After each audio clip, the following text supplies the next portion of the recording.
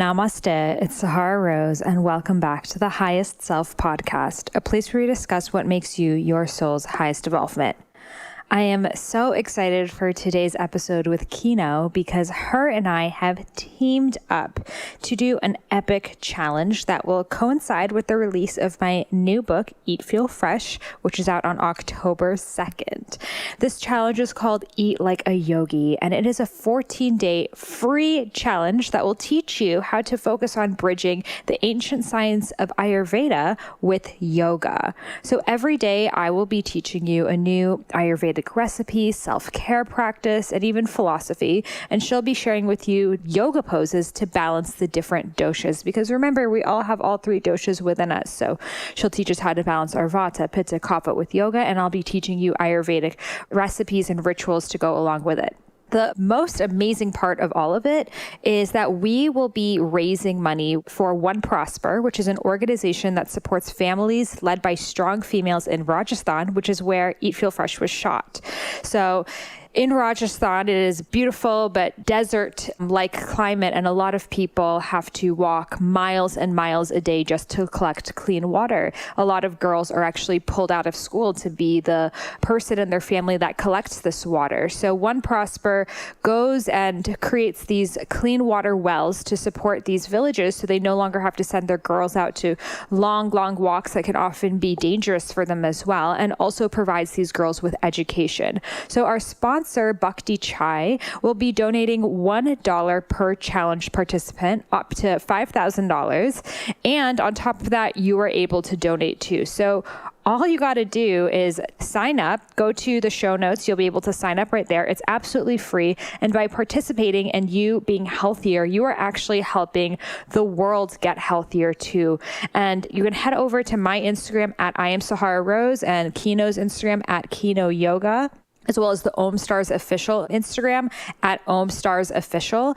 Bhakti Chai and One Prosper are also part of it too. So follow all of us and you'll be able to do the daily yoga poses, Ayurveda practices, tag 3 friends who want to join you in the challenge and practice with us for the entire 14 days. You're going to learn so much. You're going to be able to eat like a yogi. And more importantly, you'll be healing our brothers and sisters in Rajasthan who, just like us, have dreams and aspirations and things that they want to do, and allowing them to have a path towards their freedom, their education, and their highest self. So I'm so excited and honored to be co-hosting this incredible Eat Like a Yogi challenge with Kino, and so excited to introduce her today.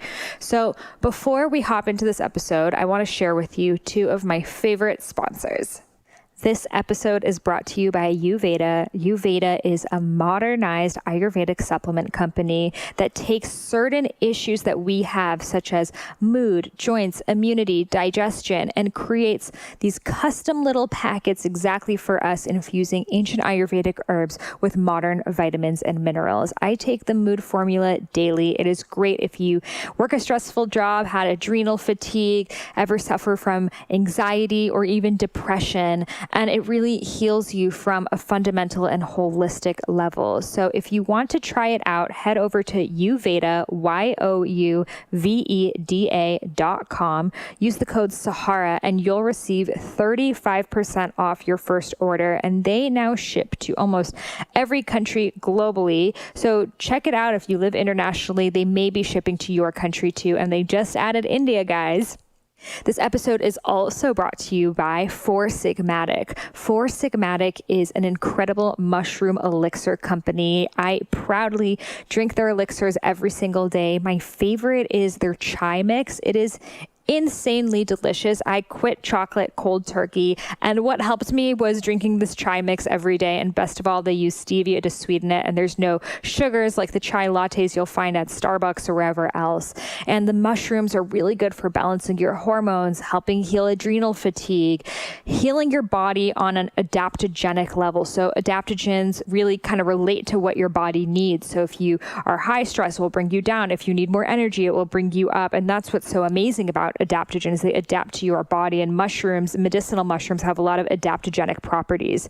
So you can head over to their website, foursigmatic.com, FOURSIGMATIC, NYC.com/Sahara. I have a little shop up there with my favorite Four Sigmatic products. So you can try it out, and you can also get 15% off any Four Sigmatic product using the code Sahara. Also, I'd like to make my book tour announcement. I will be coming to several different cities, not just to share my book, but to have a Bollywood dance party and hug each other and talk all about the doshas and relationships and business and self-care and everything in between. My book launch events are so much more than me just talking about the book, but it's really a way to create community and to have a lot of fun. So come join me October 12th in LA, October 17th in New York, November 30th in Miami, and I'm going to be going to San Diego sometime in between then. Head over to my website, eatfeelfresh.com/book. I'm going to be adding some more cities, so head over there so you can stay tuned, and I'm so excited to meet you in person. Now, Kino Macgregor, I don't even know how to introduce this incredible woman because she's really had an impact on my life. About 6 years ago, I was really into practicing yoga, and I got into Ashtanga yoga. And that was really the practice that deeply brought me into the yogic sciences. And if you haven't tried Ashtanga before, I highly recommend diving into that practice.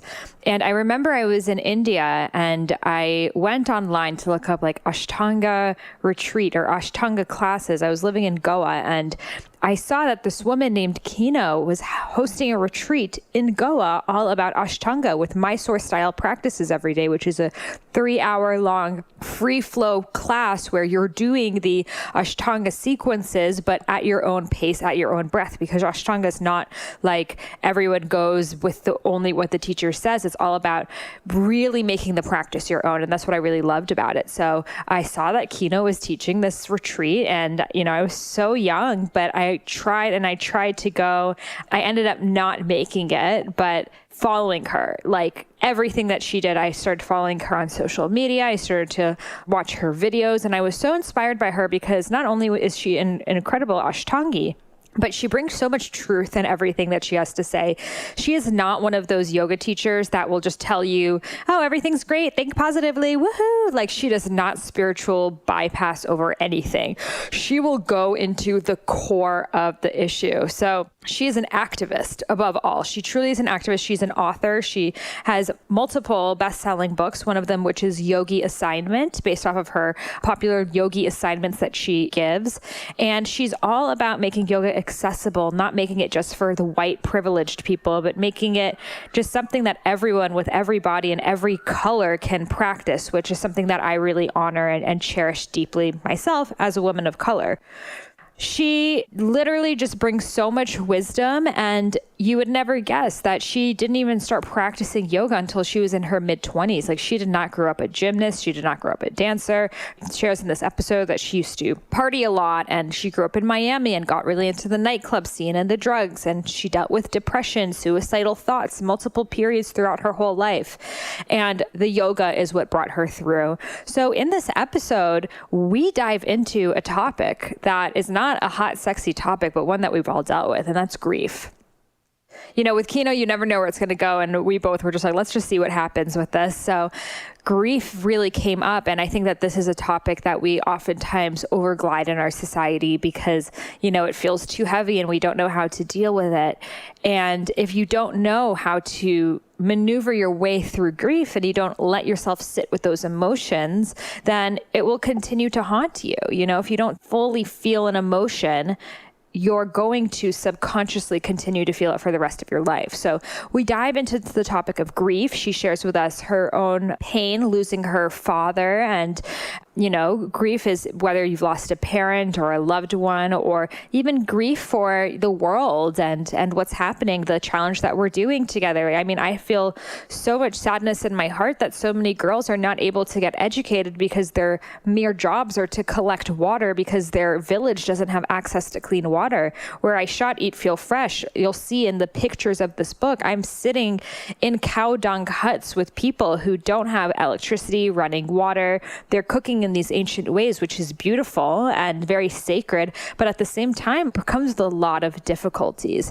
So we dive into the shadow work and what that means. And we also dive into her journey as a yogi, how people can, practice and separate themselves when they're practicing yoga, advice that she has for people who are starting their yoga teacher trainings or they're becoming a yoga teacher for the first time today. And so many incredible insights from this glorious woman. So we are so honored to have her here on the Highest Self podcast. And both Kino and I are so excited to have you on our challenge. So remember to head over to my Instagram at I am Sahara Rose, Kino's Instagram at Kino Yoga. Participate in the challenge. It is absolutely free. It's hosted by her yoga TV network, Stars, where I have a channel, a 14-day full-on Ayurveda e-course with long videos about recipes from the book, self-care practices, and more. So check it out. Join us on the challenge, and let's welcome Kino to the Highest Self podcast. Welcome, Kino, to the Highest Self podcast. It's so great to have you. Thanks for having me. I'm excited to be here. So the first question I would love to ask you is, what makes you your highest self?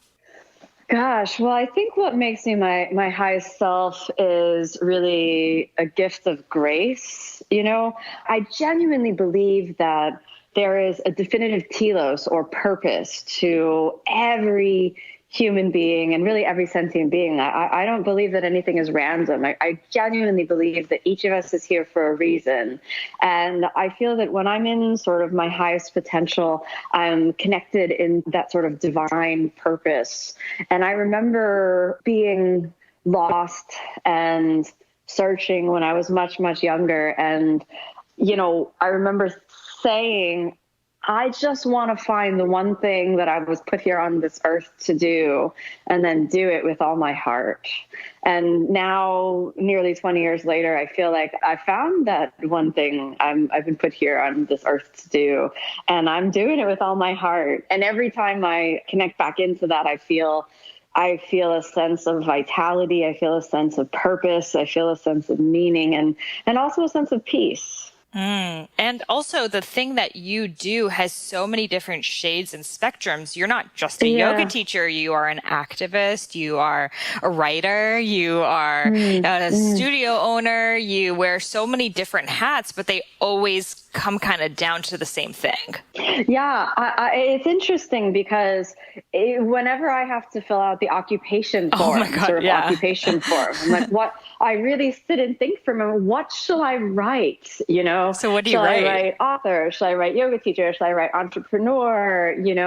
Shall I write self-employed? I feel like self-employed is probably the most true one, but sometimes I write author, yoga teacher, entrepreneur. I write them all, or sometimes I just write author, sometimes just write yoga teacher. I think it depends on context, but I kind of feel like, how could I explain, I see myself as kind of, this might sound strange, but as a radio receiver, I feel like here I am, and I'm open and available to tune in to a grand sort of energy, the presence of God, you could say. And then I'm sort of available to tune into this presence of eternality. And in that presence, there's healing, there's light, there's peace, there's love, there's hope. And then if I'm able to tune into that and be that sort of radio receiver, well, then I can also be a transmitter. So then what are the forms that transmission is going to take place? Well, sometimes it's teaching yoga. Sometimes it's writing about spirituality. Sometimes it's raising awareness about areas that are in darkness, whether in the yoga community or in sort of, the world at large. And then in other times it's taking the form of actually building a business based on yogic values, based on spiritual alignment, and sort of amplifying other voices in the community of spirituality and in the community of yoga in the world. So very true. And that's really when you are tapped into your highest self, because it's not you, it's coming from something greater. And exactly the radio receiver, the channel, and you're like, universe, just guide me, show me where I'm needed. And you show up there. Absolutely. And you have to have a sense of trust. So I think that in order to operate in the space where life is happening through you, not to you, you need to operate from a space where you truly believe that the universe is a benevolent space. Otherwise, you can read all of the same signs. You can walk down the stairs or walk down the street and someone can bump into you. And then you can read that as, oh, that happened to me. Or you can think that this is happening through me. There's some, interaction that just happened. And maybe there was some piece of learning, or maybe that bump was doing you a favor because maybe you were going to walk into an intersection and the car would have hit you if that person didn't bump into you, So true. So if you take the position, the universe is a benevolent place. The universe supports me, and divine grace is available as, at every corner, and really divinity is the highest teacher. And if you take that as a perspective and truly trust, then I think your life can change. Mine has for sure. I wasn't a person that thought naturally like that. I had to really sort of retrain my mind from the original sort of its natural resting state into a place of faith and trust. So true. And sometimes what makes it more difficult is when tough situations happen to you or people that you love. I recently interviewed someone on this podcast, and a few days later, he got into a really, really bad car accident that luckily he survived. But, I'm like, this person's like so nice and kind, and why would this happen to them? It doesn't make sense. And I'm just like did the universe want to teach him a lesson? I'm like trying to make sense of it. I'm like, I will never know. Yeah. And the humility of not knowing, I think is okay. But the question of what you bring up is, I think, such an important question for everyone, every human being to answer, which is the question, you could take the question of the classic example from the sort of Judeo-Christian mindset as the book of Job. Why does Job suffer? And it's this question of, why do good people suffer? Why does someone like in the book of Job, who is devout and religious and, is a good person and has a good heart and does everything well, why is he allowed to have so much suffering thrown at him? And why do good people suffer? My father was sick for 3 years, and he suffered, rounds and rounds of various illness. He had a debilitating stroke that went into both hemispheres of his brain, and he never really recovered from that. And in the aftermath of that, he had multiple other strokes. He had which made his diabetes worsen. And then he had cancer and had to go through chemotherapy and radiation. He had aspiration pneumonia. And then he started to get diabetic ulcers and the bed sores, and finally lost the ability to swallow and breathe because of the neuropathy and the neural damage related from the strokes. And I prayed for him every day. I sat there and just, prayed for him and prayed for a miracle and prayed for grace. And every day I just wanted him to get better, and I would listen to these, miracle stories about somebody that had a stroke and had recovered to complete ableism again, where they were able to function. And I would hold that image of, my father getting up from that stroke bed again, and he just never did. And he ultimately passed away. And it really rocked my world. I really had to sit there and think, well, why? Like, why not? Why wasn't his miracle there? Like, why did he have to suffer through that? Because if I could say one thing, and I know we all love if you have the grace of loving your parents, and I had, my father was to me was a wonderful father. And if I could say one thing about him, and his entire life, he never meant anybody any harm, and he always was trying to do the right thing. And at least for me, he would have done anything for me. If there was nothing in the world he wouldn't have done for me. And after he passed away, I just had to sit with it, and it's hard to make sense of, And in terms of conclusion, I think I draw a similar conclusion as you, is that there are lessons, spiritual lessons, life learning, things that are in sort of the cosmic balance that our limited viewpoint can't see. So when we see someone afflicted by an illness, whether a stroke or a car accident or some other unfortunate circumstance, whether losing your job or losing your best friend or something like that, when we see loss, we register it in terms of our limited viewpoint in the material plane.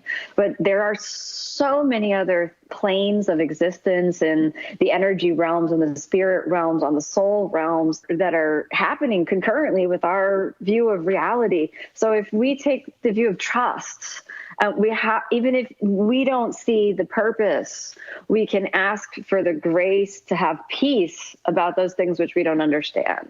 And so I take both peace, faith and really kind of great comfort in the idea that, during those last 3 years of my father's life, that he had peace and he was able to come to resolution in terms of himself about, some things in his life. He was able to learn some different lessons, and now, that he is really on the other side. And I personally believe that our life doesn't end when we leave this body, that it continues. And in that sense, I very much feel my father's presence around me now, without all of the restrictions and the pain that he suffered in over those last 3 years. So beautifully said. And I think a lot of people listening, everyone listening, has dealt with grief and loss, and it can be so all encompassing. And then you go into I'm a positive person, I'm a yogi, I'm this, I'm that, bad things aren't supposed to happen to me. So I would love to know, what did the grieving process after the loss of your father look like for you? What practices did you do to build yourself back up? First thing to understand about grief is the acceptance of sadness. I would say that mourning, the act of grieving, is the final act of love. So that if you have suffered a loss, or if you're suffering a loss, whether the monumental loss of losing a parent or the absolutely heartbreaking loss of losing a child, or you're losing something like you've been fired from a job, or or a friendship didn't work out, or you've lost some part of yourself, whatever type of situation where you face loss, I think the important thing is to acknowledge that grieving is a process of mourning, and to really embrace it, to go into it, to not think just from day 1 to day 2, I'm going to be a positive person about this, because I feel like you have to grieve. It's ungrieved losses that eat away at our sense of identity. So I feel like grief is an important part of wholeness, and it's a way to express love, and it's a way to honor and cherish that which we've lost so that you feel it. So I spent many hours of my life crying, and I feel like the process of grief is about crying every tear. And in addition to just feeling the emotions and letting them be very present and real, and just letting me feel what I need to feel, I also got help from, my therapist, from the spiritual counsel and healers and other forms of healing, whether emotional support or physical support or energetic support, to help me process. And I really went into those sessions not with the idea of, okay, make me happy. I was like, my father's passed away and I need to process that. So help me process, help me understand what this means. And then the third thing that I did was read. I read so many books about grief and so many books about loss. And I think, the best ones that I read that I'd recommend to anyone who's facing the death of a loved one are the books by Elizabeth Kubler-Ross on death and dying, on grief and grieving. These are perennial classics. And her life's work was to remove the taboo around death so that we could talk about the process of those who are dying and talk about the process of our own grief, so that we could face death with dignity and we could be present for those who are on their way to the other side, and be able to hold them in a space of love without being avergent towards death and without being harsh on ourselves when we do grieve, when we're faced with that staggering loss. I can say, and if anybody is listening and you're in a period where you're facing a devastating loss, there are sort of two things that I feel like I wish someone would have told me. Number one, it will be a life-changing event in ways that you cannot imagine and that no one can explain to you. It will be a life-changing event. Your worldview will change from one day to the next, and it will change everything. It'll change the way you look at yourself. It'll change the way you look at life. It will change the way you look at other people, the way you look at love, the way you look at every single thing. It will change your world from one day to the next. And number two, you will make terrible decisions for a period of time. If you process things quickly, you will probably make bad decisions for a month or two. If you're like me and you process things quite slowly, give yourself a year, one full year from the moment that loved one passes away until you make any major decisions. If you're thinking about, having a child, starting a new job, quitting your job, leaving your husband or your wife or your life partner, if you're thinking about, shaving your head or getting a new tattoo or 5 new piercings, or you're thinking about cashing in your retirement and moving to Indonesia, wait 1 year. Just wait 1 year after, because for me, it's taken that long. And I think it's important. I wish someone would have told me those 2 things, because I've had to come to them myself, and I've had to really forgive myself for a lot of really crappy choices I made over the last year, and really realize, okay, I understand what I was doing. I get it. I was grieving. I get it. So true. And really no one talks about that. And wow, that quote that you said, that grief is the final stage of love, that just gave me chills. And, it is a chilling thought, because it implies that everyone you love, you will eventually grieve, unless you both leave at the exact same time together. But then there will be other people that you love, and not to, let that be a lingering cloud over your head, but to just know that this is just normal, and this is part of the process and part of the winter of love. Absolutely. And also the giving time too, because I think it's this expectation that, something bad happens, like you take the weekend off and you're back to work and everything is still the same, but you are so different. And there's so many layers to someone close passing away that happen after the fact of, I can only imagine dealing with different situations, financial situations, legal situations. And then these just keep on opening up new scars and new wounds. And we just don't have a time of grieving in society. That's not something that, this capitalistic society even wants us to have time for. Right. It's sort of like, we don't, there's no time period off for, we don't even have a word for it. There's at least parental leave, right? If you have a child, but there really should be something like that. Yeah. That should be the new movement. If someone, bereavement. Yeah, for sure. I wonder if any country does have that. Maybe in Denmark, because they're just so progressive where you are. They have it. They're like, of course. Yeah, maybe. I think I've heard, and I could be wrong about this, but there are some traditional cultures that go into a year. They actually do the Year of Mourning, whether it's wearing black for the year or something like that. I was just in Thailand, and I think that they had told me that, I think it was the king that had passed away. I'm not sure. I could be wrong about that. But they told me that as a country, the whole country went into mourning for a year. And part of the way that they expressed that was not wearing any color for the whole country. It was wearing black, white, or gray for a year. And so that public acknowledgement of grief, I found to be just really astounding and really poignant. And perhaps it's because, Thailand's a Buddhist country, and there is talk about death and dying within the tradition of Buddhism, and it's not as taboo.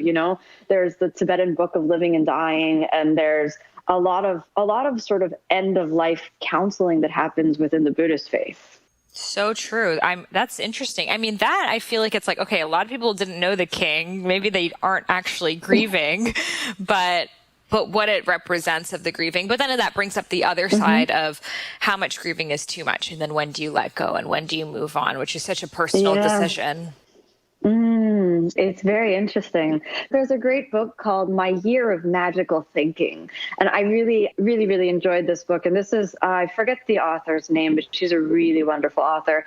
And her husband died of a heart attack quite young. And it was sort of, it was a freak occurrence. And she said that for a year, she wouldn't move any of his stuff. And she left everything exactly as it was on the day of his passing. And she realized after a year that the reason why was because when she came home, she could look at his shoes and she could look at his jacket and she could think, well, maybe he's going to come back. That is so heartbreaking. Yeah. And she realized this is my magical thinking that she's imagining, she's living in this world of, hey, I'm not ready to accept that you're gone yet. And it took her a year before she really was like, okay, I'll put all your things in the suitcases and I'm ready to give them away now. When that happens for each person, I really don't know. I feel like the year before you feel whole again, I'm in support of that, But, my husband lost his father, and I keep looking at him, and he lost his father about 6 months before my father passed away. And, I keep asking him, are you not shattered? Like, I'm so shattered that my father's gone. Are you not shattered? And he's like, well, no, it hasn't affected me as much as it's affected you. And I was like, I want to shake him and then just say, are you sure? Are you okay? Do we need to process something? He's like, I'm fine. I have a picture of my father. It's all good. But what he did tell me was that, when he was much younger, he lost someone that he loved very, very deeply. So what he told me was that he said to me, this process that you're going through, I went through when I was 20 years old. I know how you feel because I lost someone that I loved and it changed my world. I get it. But it's different with my father. I've gone through this process that you're going through right now. And so he understood, and I just thought, oh my God, he's lived with this feeling that I felt he went through when he was in his 20s.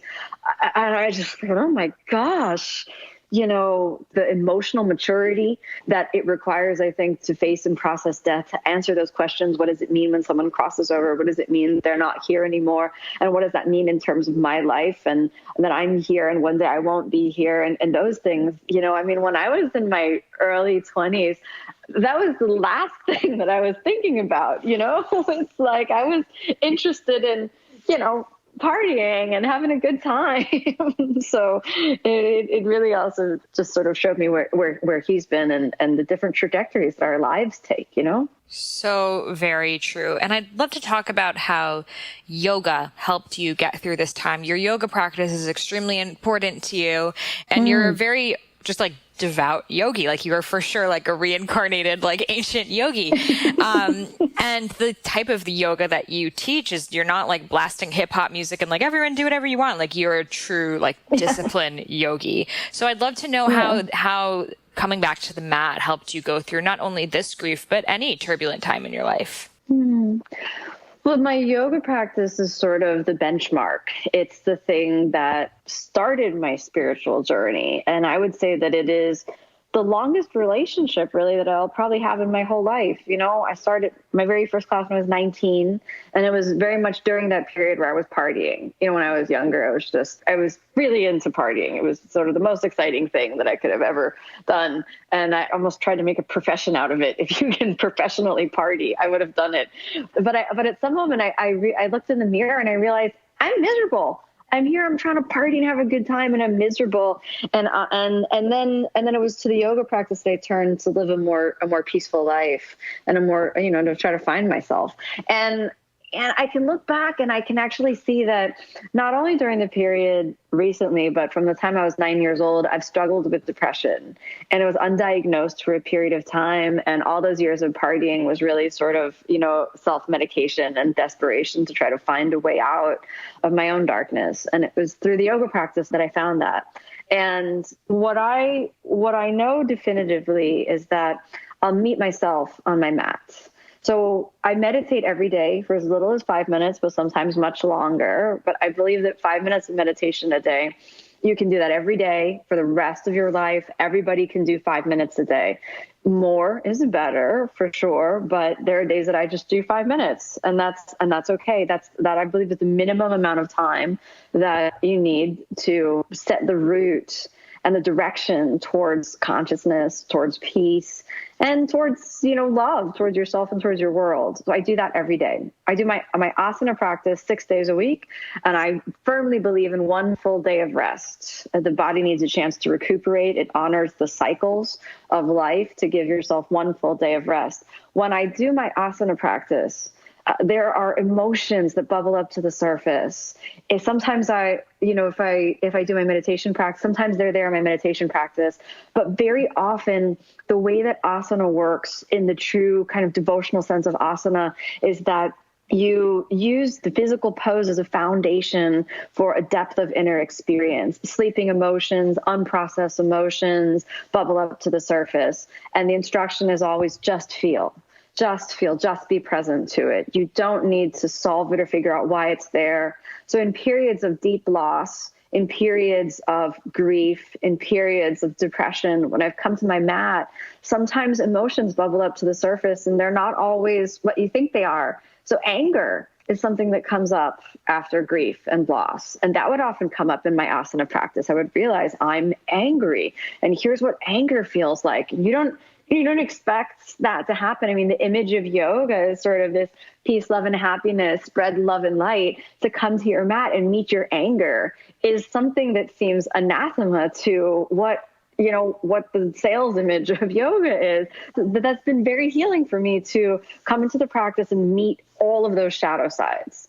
And to the depth of whatever suffering or whatever difficult life situations, loss that I've faced, coming to the mat gives me the ability to remain eternally honest with myself and to really bring the vulnerability of raw emotion up to the surface. So I really, really value asana as a tool for that. And I think it requires bravery. I think it requires a steady mind and a yearning for deep and lasting peace.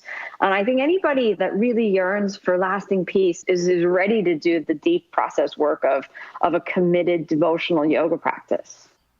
So true, and amazing how just the series of movements can bring up so much psychosomatically in your mind. And really that's what they were put together for. We think it's just to get deeper into the stretch, but no, you're doing a much deeper internal mental stretching every time you hit the mat. Oh, absolutely. So some of my followers on Instagram, I said that I was interviewing you, and a lot of them wanted to know what advice you had for someone who's just starting off as a yoga teacher today. So if I look back and think about myself starting out, the number one thing that helped me was absolutely no pride in reaching out and absolutely no personalization of rejection. So I remember when I wanted to start teaching and my teacher told me you can start teaching. I went to every single yoga studio that was in town and just said, I've just come back from India and I've been there, this many times. And if you're looking for a yoga teacher, I'm available. And they would say, no, thank you. We're fully staffed. But, and then some would say we can put you on the sub list. And I would just say, oh, that's wonderful. Thank you so much. And then I would say, okay, well, the yoga teachers, okay, so let me go to the gyms. And I went around and saw the gyms. Hey, you're looking for a yoga teacher. Oh, we're totally full. We'll put you on the sub list. Oh, thank you so much. And then go, okay, what else can I do? I can go around to the spas. And I started teaching before you could make a social media presence. So I, eventually made a website and some cards and things like that. And I just remember talking to people and they said, oh, I don't like that studio. I would never teach there. And I thought, you know what? You don't have as an option when you're starting off. No pride.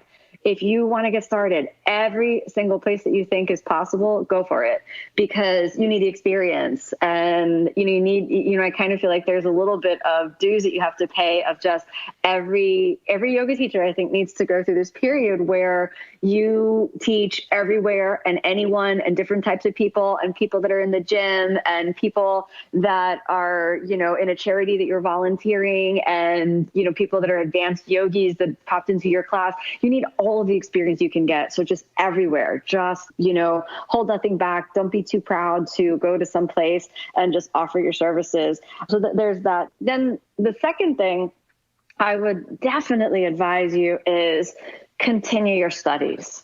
Keep being a student, whether that is that you have a local teacher that you go to once a week or you have a remote teacher that you go see once a year.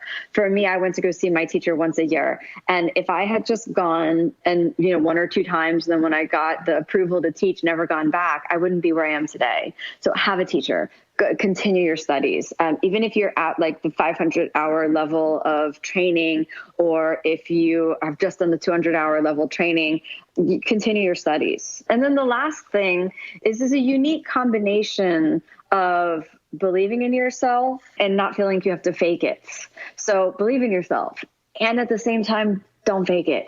So if someone asks you a question and you don't know the answer, just say, I don't know. Thanks for bringing that to my attention. I'm going to research that. Let me get back to you when I have the answer. Don't fake it. If there's a Sanskrit word that you don't know what it means, just say, I'm not familiar with that term. Do you mind if I write that down? Let me get back to you by tomorrow. Don't fake it. And at the same time, believe in yourself. That doesn't make you any less worthy of a teacher. That doesn't mean that you shouldn't be there. You're not qualified. Have enough faith in yourself to put in the work, to continue to educate yourself, to trust that, you're there for a reason. And that reason isn't to show off, how many Sanskrit words that you know. The practice and the methodology of teaching is very much about sharing presence, sharing space, sharing what's in your heart, sharing the depth of your own personal experience. If there's ever something that you don't know, it's not a statement of negativity about your self-worth or your value as a teacher. It's just some knowledge you don't have yet. So I don't know. Let me get back to you about that. So be authentic, and at the same time, don't fake it. For sure. And I think in life, so many times we think we need to have the answer to everything. And there's a great level of courage that comes with saying that you don't know. Yeah. It opens up the possibility for us to learn something new. Absolutely. And a large part of your mission is making yoga accessible for people. And you created Om Stars, which is a platform that I'm a part of as well, guys. I have a Ayurveda lesson channel there. And you want yoga to be something that everyone can do regardless of income, size of your body, color. So can you share with us part of that mission and what Om Stars is? The dream of Om Stars is to make the tools of traditional yoga accessible for all.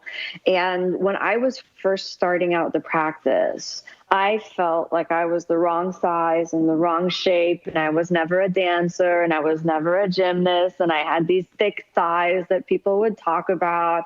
And, I felt like, hey, I'll never be able to do any of those lift ups. And I never had anyone I could look up to. There was no one who looked like me doing the practice. There were predominantly Caucasian men who were quite tall and quite thin. And when I looked at them, I felt like there's no hope for me. So I now believe in the necessity of representation for the pure fact that you need to look at someone who you identify with in terms of size, in terms of shape, in terms of ethnicity, socioeconomic background, age as well is very, very important. And you need to look at someone that you identify with and say, hey, if they can do it, so can I. If they can do it, so can I. And that's something that's really, really important about Om Stars is we value traditional teaching. And traditional teaching can sometimes end up feeling very exclusive. And we want to turn that around and say, hey, actually, traditional teaching is the most inclusive. The traditional teaching is about the essence of yoga, the essence of connecting to God, connecting into a higher power. And there's so many different means that we can do that. So all of our teachers and everyone that's a part of Om Stars represents the connection into authenticity, into the depth, power, and presence of the yoga tradition. And at the same time, we strive to have voices from as much diversity as possible. Again, for that sheer and simple reason that you need to see someone that you look like in order to believe that you can do it too.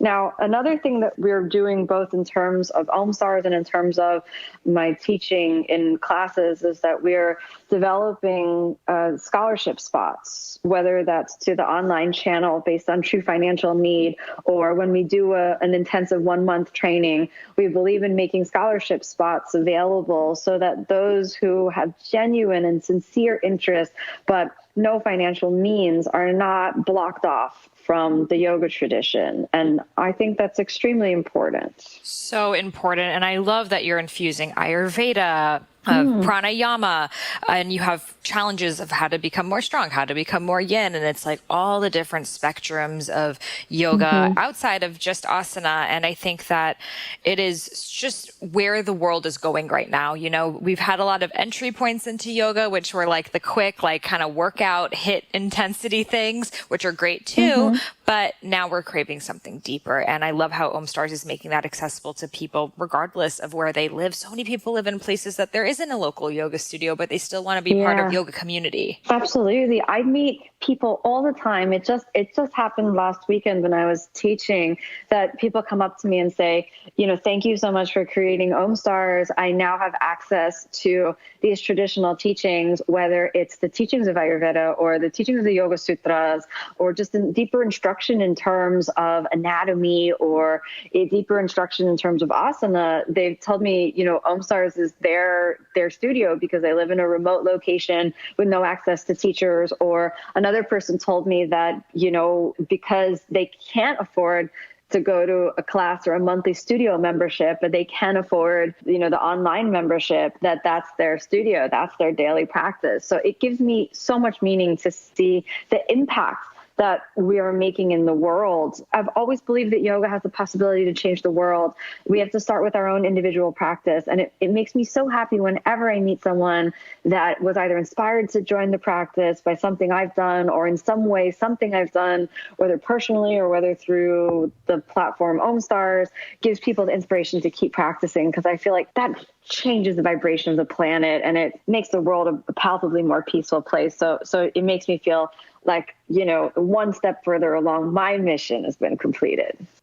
So true. And what a beautiful mission. And I am so excited to be co-hosting our yoga and Ayurveda challenge together on OmStars. So you're going to be teaching us yoga poses that balance all of the doshas, right? Yeah, I'm looking forward to that. Yes. So I'll be sharing different Ayurvedic recipes and tips, plant-based everything from my book and meditations. And Kino's going to be sharing Vata, Pitta, and Kapha balancing doshas, which we all can do because we're all three doshas.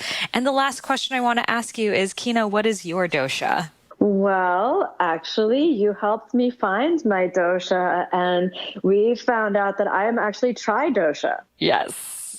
So many people want to know, but what does that mean?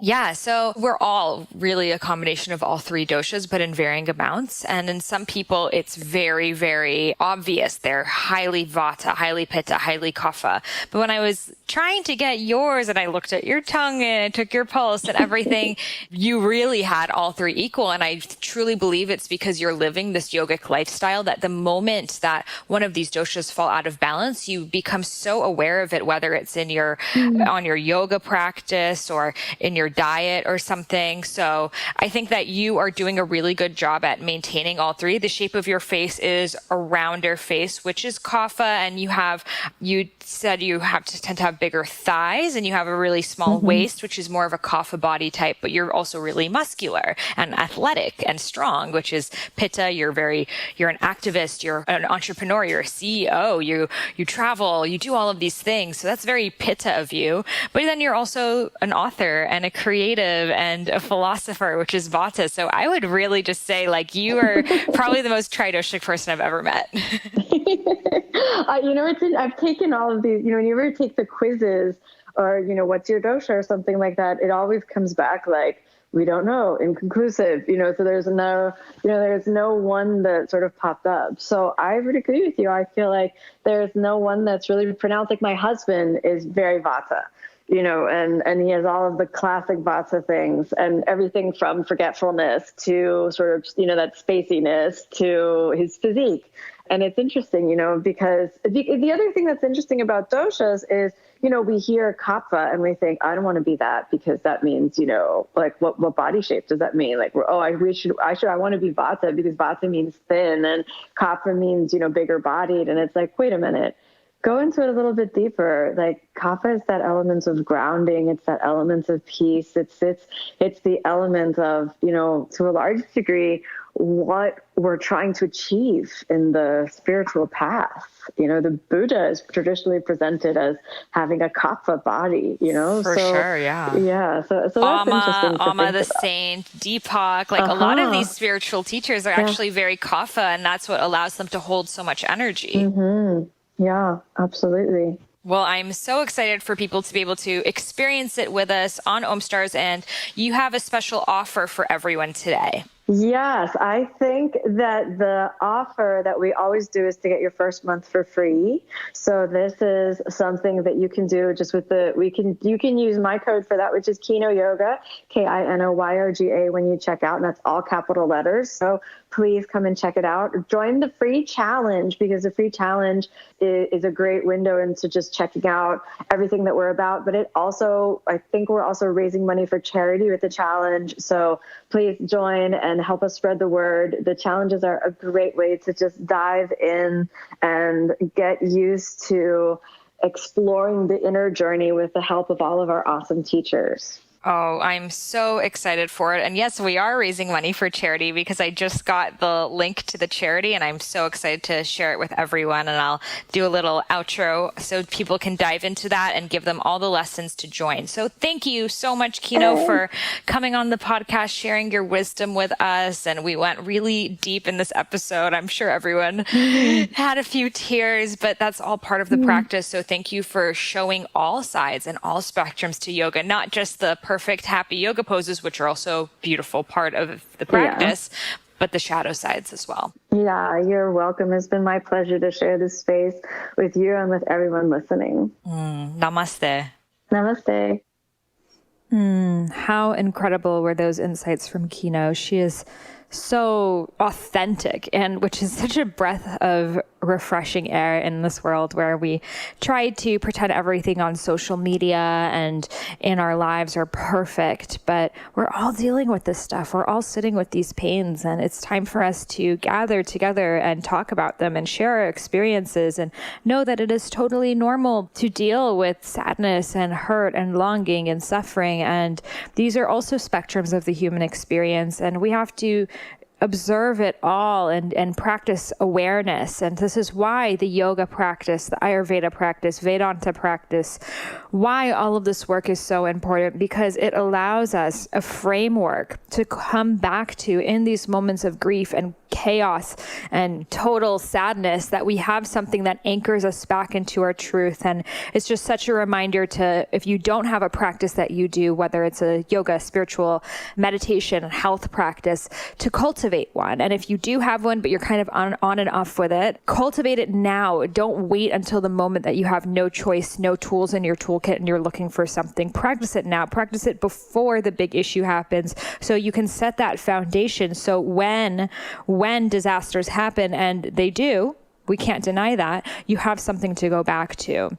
And on behalf of Kino and I would love to invite you to the Eat Like a Yogi challenge hosted on OmStars. Again, you can follow along for free. Just sign up on the show notes. We will send you daily videos, daily yoga poses, daily recipes, self-care, all of the things you need to eat and live like a yogi, bridging together these sister sciences of yoga and Ayurveda for the first time in one challenge. And be sure to follow us along on Instagram at I am Sahara Rose and at Kino Yoga, as well as at OmStars Official, where we will be hosting the challenge. And thank you to our sponsor, Bhakti Chai, who will be donating $1 per participant. So just by signing up for the challenge, you are donating $1 towards the women and children of Rajasthan, making the world a better place. And on top of that, you will be learning incredible sacred knowledge along the way and how to apply it to your modern lifestyle. Thank you so much for tuning in, and I'm so looking forward to sharing my book, Eat, Feel Fresh, with you.